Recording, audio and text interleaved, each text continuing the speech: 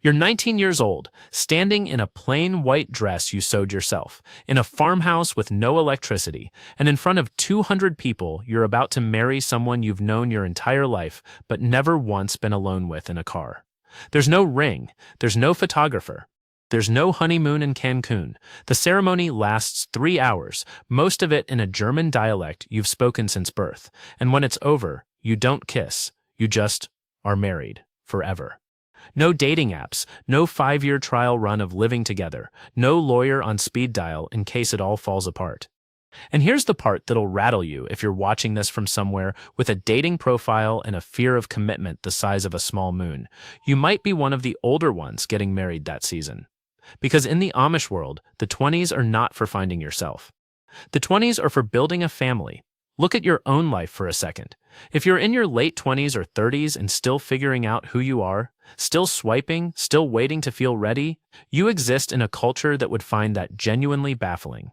And that raises a question that's a lot stranger and a lot deeper than it first appears. Why do the Amish marry so young?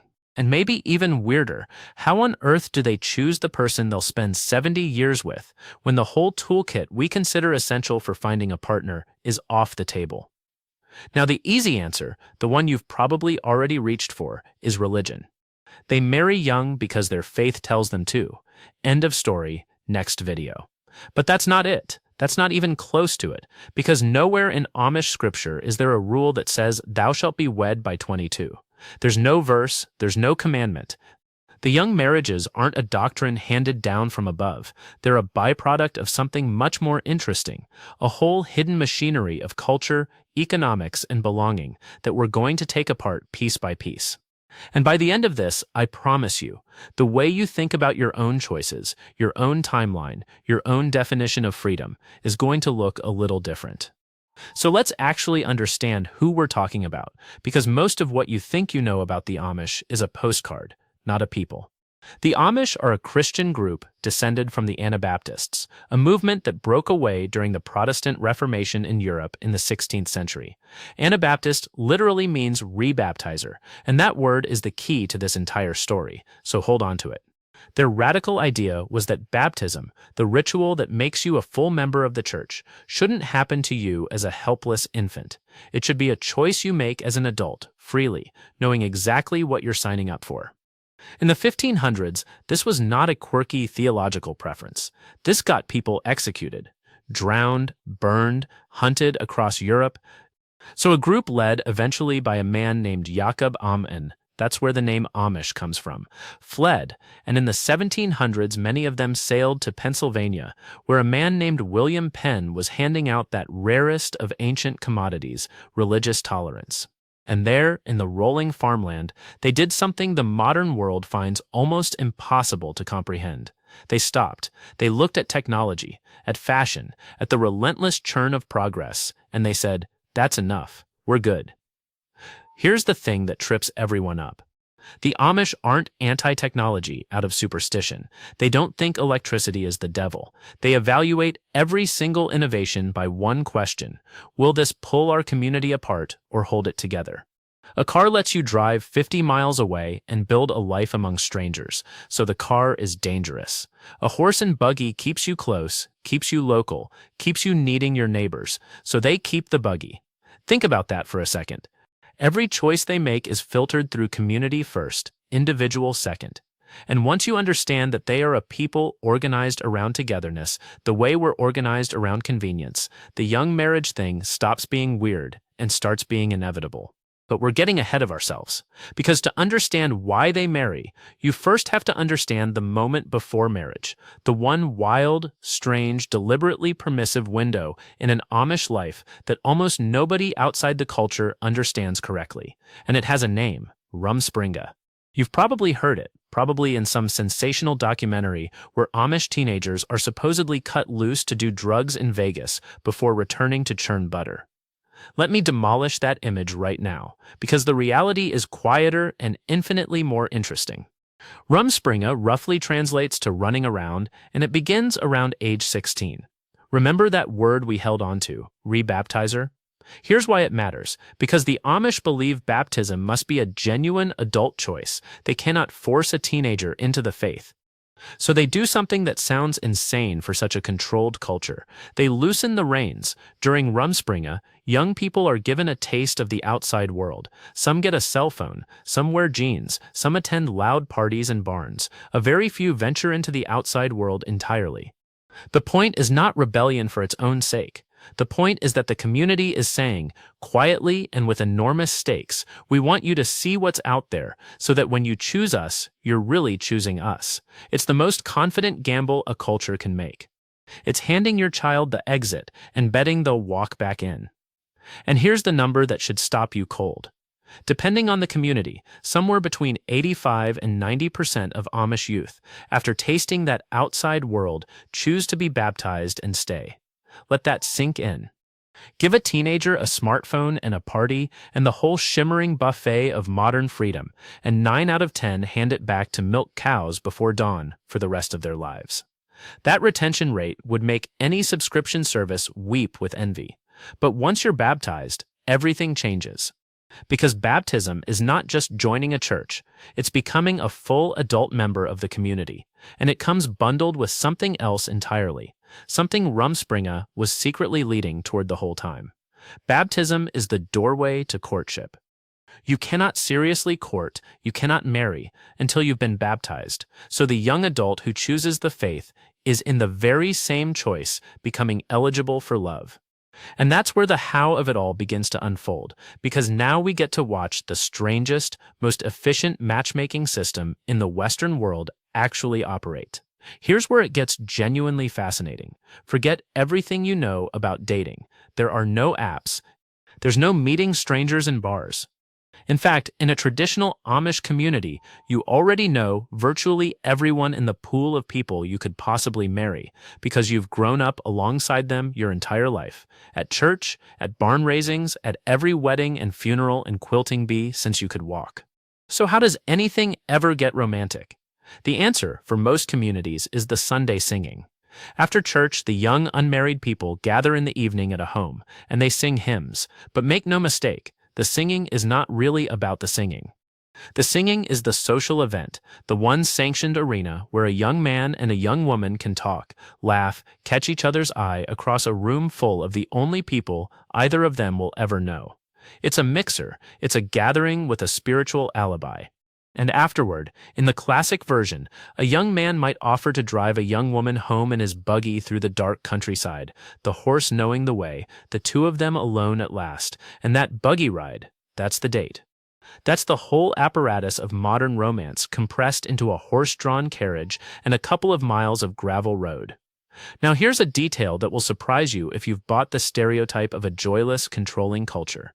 Amish courtship is astonishingly private from the parents. The whole thing is often conducted in near secrecy. A couple might court for months, might be seriously in love, and their own families won't officially know until an engagement is essentially decided. There's a tradition, varying by community, where the young man visits the young woman's home late at night after her family is asleep, and they talk for hours in the dark, quietly, privately. Some communities have leaned into practices you might raise an eyebrow at, but the deep principle underneath is this: the choice of who to love is treated as intensely personal and intensely their own. This is not, as outsiders love to imagine, a world of arranged marriages. Nobody is assigning partners. The young people choose each other, freely, romantically, on their own terms. Which brings us right back to the central mystery. If they're choosing freely, if nobody's forcing them, then why does that free choice so consistently happen so young? Why doesn't an 18-year-old with total romantic autonomy do what an 18-year-old in the modern world does, which is absolutely nothing about marriage for another 15 years? And this is the point where you'd expect me to reach for the obvious historical answer, the one that explains young marriage across most of human history. People married young because they died young. Short lifespans, brutal conditions, so you'd better get on with it. It's the explanation everyone reaches for. And for the Amish, it is completely, spectacularly wrong. Because the Amish don't die young. Modern Amish people, with access to modern medicine when they choose to use it, live perfectly ordinary, long lifespans. In fact, some studies suggest Amish communities have lower rates of certain cancers and heart disease, thanks to the physical labor, the clean living, the near-total absence of smoking. These are not people racing against an early grave. An Amish woman marrying at 20 could easily expect to see her 90th birthday. So the death clock, the great historical engine of early marriage, simply doesn't apply here. Which means we've just eliminated the easy answer, and the real one has to be something else. Something must be going on that has nothing to do with survival and everything to do with the machinery of the community itself. So let's follow the money, because there's an economic engine here running quietly under everything. Picture the shape of an Amish life. You are born onto a farm or into a family business. From the time you can walk, you work. Amish children typically attend school only through the 8th grade, around age 14, and this was actually settled by the United States Supreme Court in a landmark 1972 case called Wisconsin versus Yoder, which ruled that forcing Amish children into high school violated their religious freedom. So at 14, formal schooling ends and full-time work begins. Think about what that does to a life's timeline. There is no college, there is no gap year backpacking through Europe. There is no decade of career building and apartment renting and finding yourself that defines modern young adulthood. By 18, an Amish young man is already a skilled farmer or carpenter or furniture maker, fully capable of running a household. By 18, an Amish young woman is fully capable of managing one. They are economically and practically adults years before their English counterparts. That's the word the Amish use for us. The English, everyone who isn't them. When you're a complete, capable adult at 18 with nothing left to prepare for, the only remaining milestone is the family. Marriage isn't delayed by ambition, because the ambition is the family. But here's where it gets complicated, and this is the layer most explanations miss entirely. It's not just that they're ready early, it's that in Amish culture, adulthood and marriage are almost the same event. In the modern world, we've invented an entirely new phase of life. Call it extended adolescence, the 20s as a waiting room. You're an adult legally, but not fully socially. You're between things. The Amish have no such waiting room. There is no respected role for a single adult who has been baptized and is just hanging around, unmarried, in their late 20s, doing their own thing. It's not forbidden, exactly.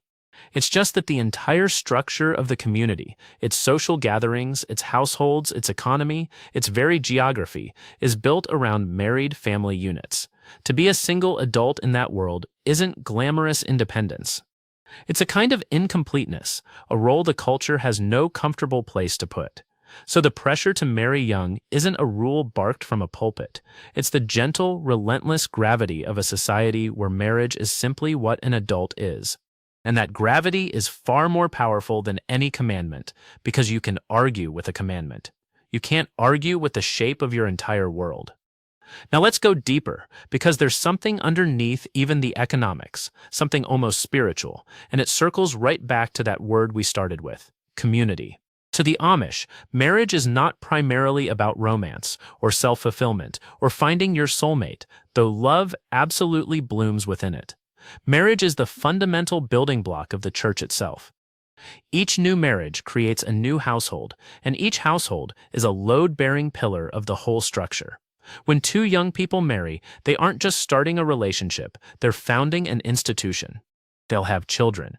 Amish families are large, often 7, 8, 9 kids, and those children are, quite literally, the future of the faith.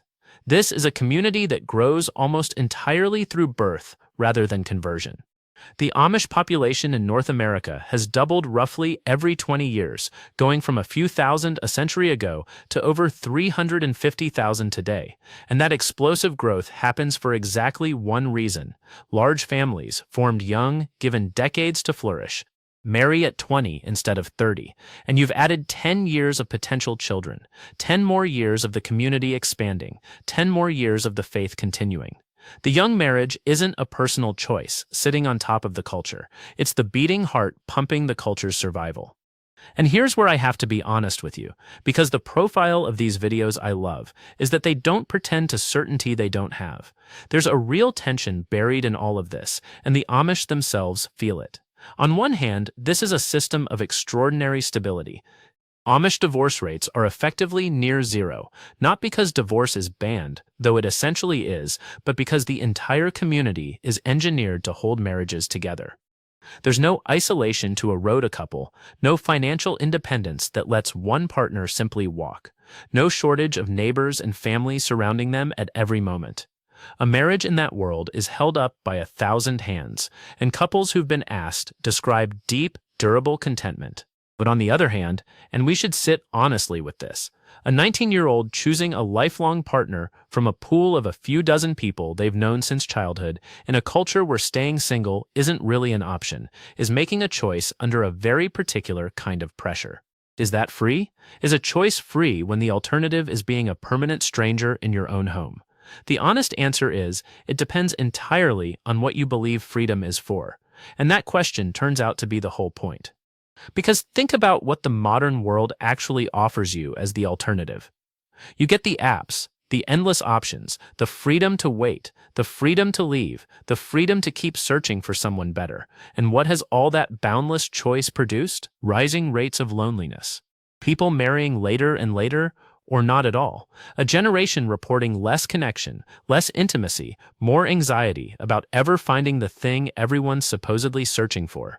We took romance and turned it into a marketplace with infinite inventory and somehow ended up hungrier than ever. The Amish looked at that trade, total freedom of choice in exchange for the possibility of never choosing at all, and they made the opposite bet. They said, "We'll narrow your options to almost nothing. We'll ask you to commit before you're entirely sure. We'll surround you so completely that leaving becomes unthinkable, and in exchange, we'll give you something the modern world can barely deliver anymore. A near guarantee that you will not grow old alone."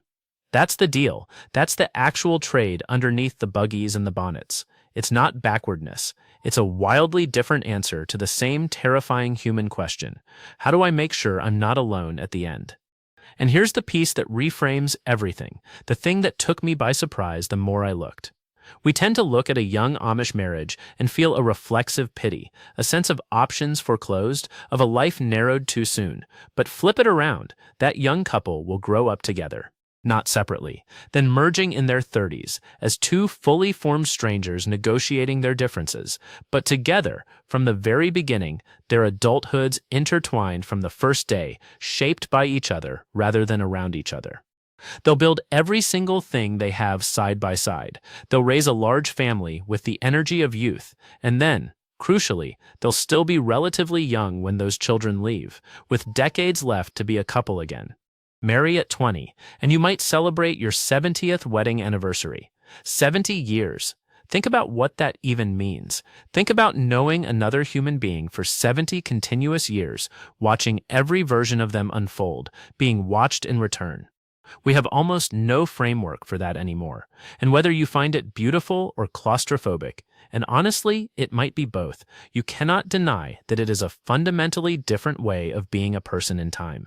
So the real answer to why the Amish marry so young was never about death, and it was never really about religious rules. It's about a culture that made a deliberate, radical choice to organize everything: economics, education, technology, geography, the very definition of adulthood, around one goal, the goal of togetherness, and then let young marriage flow naturally out of that as the water flows downhill. They don't marry young despite modernity. They marry young as the deepest possible rejection of what modernity did to human connection. And the how, the singings, the secret buggy rides, the free romantic choice within a tiny known world is just the machinery a community built to make sure its young people fall in love with each other rather than with the exit. It's a closed loop, elegant and total, and it has kept a 17th century people, not just surviving, but multiplying in the middle of the 21st century, thriving by every measure that culture uses to measure itself. So the next time you're scrolling through a dating app at midnight, thumb aching, faced with 1,000 faces, and somehow certain the right one still isn't among them, I want you to think about that 19-year-old in the plain white dress. She had almost no options and total certainty. You have infinite options and none. Neither of you is simply free, and neither of you is simply trapped. You're both just standing inside different answers to the oldest question a human being ever asks, which is who will be standing next to me when the lights go down? The Amish answered it at 19, in a farmhouse with no electricity, in a language older than the country they live in. And maybe the strangest thing of all isn't how young they marry or how they choose. Maybe the strangest thing is that somewhere out there, right now, a couple who met at a Sunday singing and rode home together in the dark is celebrating 68 years of marriage, and they still finish each other's sentences in a dialect you'll never speak, on a porch you'll never see, having made, decades ago, the one choice you're still trying to make tonight.